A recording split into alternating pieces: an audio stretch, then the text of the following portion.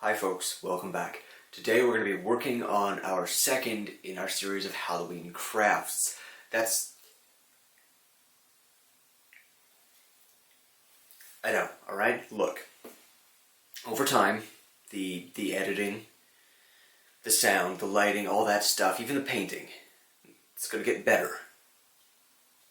The jokes, they're pretty much going to stay the same.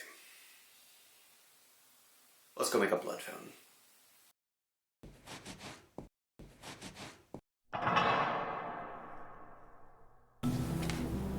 I found this macabre looking zombie hand at the dollar store and picked it up. I had no idea at the time what I was going to do with it, but after thinking about it for a little while, I decided on a blood fountain. So I'm hot gluing it to a wooden base as a starting point.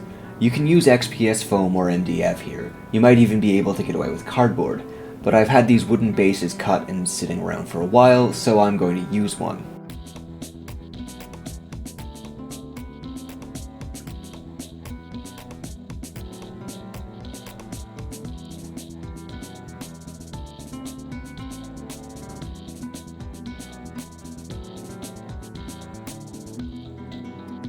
First I'm going to trace the shape that I want for the fountain on the wooden base, and then I'm just going to outline it with bricks. Because I'm going to fill this up with liquid later, I'm using a lot of glue here. That should help prevent it from leaking. The next step is just some regular PVA glue and sand around the fountain. Any sand or dirt is fine here as long as it's clean and sterilized. If you opted to use foam for your base, you might consider using Mod Podge instead of PVA to help prevent warping.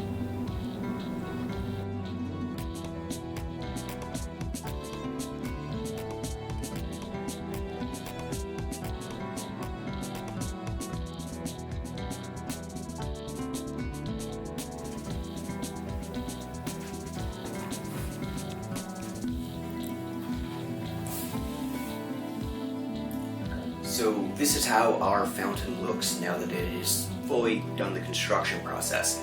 The next part is to prime it. Normally I would avoid at all costs using a rattle can spray on something I've used foam on because it will melt and pit the foam. However, I actually think that a decayed, melted, pitted, unreal look would work pretty well for this. So I'm just going to go ahead and use a rattle can primer on it, and if it melts, it melts. If it dies, it dies. Again, I am sorry about the jokes. The painting process for this is going to be pretty simple. I started with the ground, and I just took a fairly large brush and started painting on a burnt umber base coat.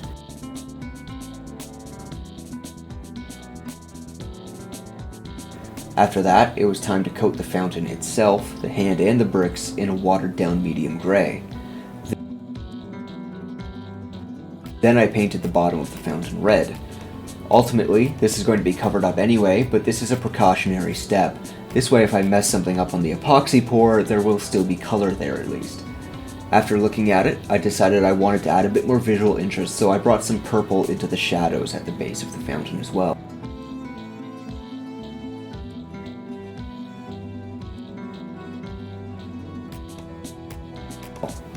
Once all of your base coats have dried, it's time to do some dry brushing. I did a pretty heavy dry brush of light brown over the sand, and then once that was dry, I used an off-white over the entire project except for the red. I caught the sand during this as well, but with a much lighter hand than before. No pun intended. It's important to finish all of your painting before moving on to the next step, if at all possible. You don't want to be doing a dry brush or a wash after you've added the epoxy. And finally, we have the finishing touch. This 5-minute epoxy can be bought very cheaply at a dollar store. It's not a perfect solution for making liquids in your crafts, but it is a very cheap, easy solution for it. You'll just want to mix the amount you need in a cup, stir in a very tiny bit of paint or ink, and then pour it into your fountain. There are a few important notes here. The first is that you're going to have to push the thick epoxy into place, and you do not have much working time when you do this. You want to have a plan ready. Don't wing it. The second is that you can manipulate this stuff with a toothpick or a spare piece of material, but whatever you use, be ready to throw it away. And finally, while it's drying, this epoxy gets extremely hot. The chemical reaction it undergoes is not a joke. If you're working with a thin base like foam, don't even leave this stuff on your cutting mat. It will create a bubble in the mat, that's how hot it gets. Once the epoxy dried, I decided to come in with gloss Mod Podge and add a couple of ripples to the surface of our blood fountain. You can just stipple in a bit with an old brush. This is a small fountain, not a waterfall, so it doesn't take much. It will dry clear and give the impression of movement on the surface.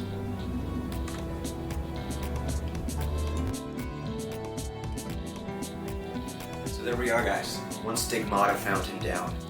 It's creepy and weird, but you know, the Halloween decorations kind of begged for that treatment. Perfect for D&D, Frostgrave, or even be placed in the Echo if you're going to be playing Idols of Torment. I can see a few changes that I might make if I were going to be doing it again. Maybe place it on a perfectly circular base that's the exact size of the fountain so that it can be slid into a dungeon easier without being surrounded by dirt. But I had this base, I wanted to use it. Good enough. It could have also used maybe a little bit more red in the epoxy resin, but that's a small complaint. Please like and subscribe if you haven't already. If you're one of those who has, thank you so much. And please feel free to leave in the comments if there's any other notes you have about this or other crafts you'd like to see me try. Thanks, and I'll see you on the next one.